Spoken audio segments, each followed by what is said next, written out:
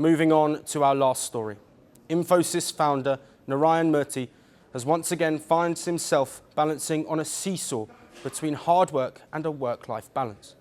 In an interview, Murthy said people should prioritise a serious approach to life and only then think about work-life balance. No individual, no community, no country has ever come up without hard work.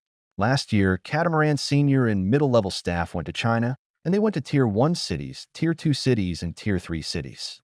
They stayed in Tier 3 kind of hotels because we wanted to understand the real China. And, there is a saying there, 9-9-6. You know what it means? 9 a.m. to 9 p.m., 6 days a week.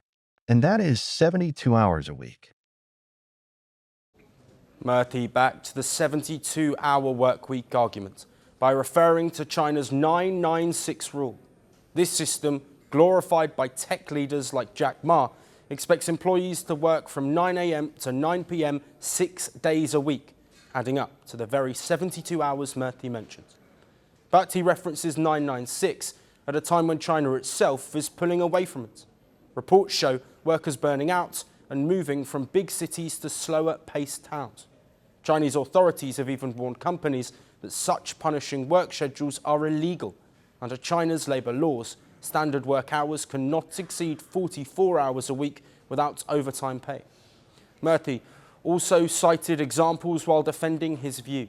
He said Prime Minister Narendra Modi works 100 hours a week and called him a shining example of hard work, urging the younger generation to draw inspiration from his dedication. The parallel he drew was between a Prime Minister managing a country and an employee being encouraged to work more than 70 hours a week. This is not the first time Murthy has pushed for longer working hours.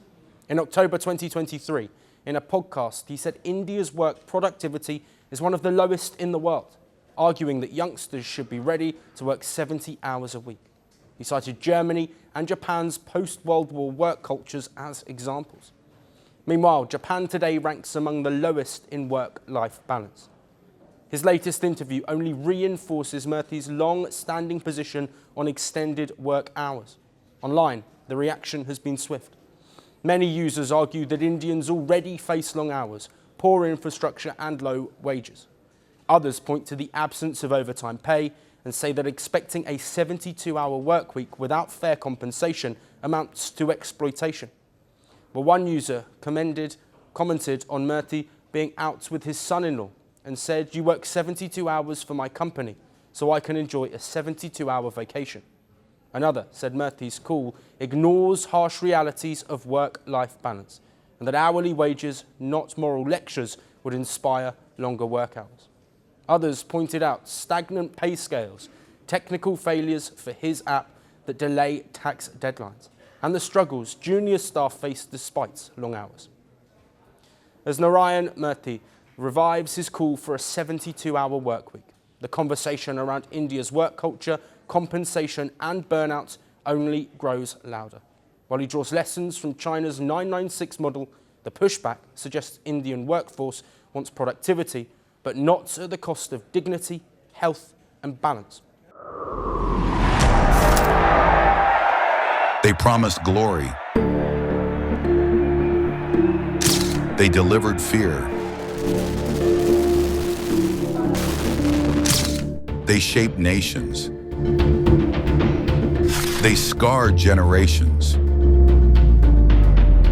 From brutal purges to propaganda machines, from stolen power to violent falls from the throne.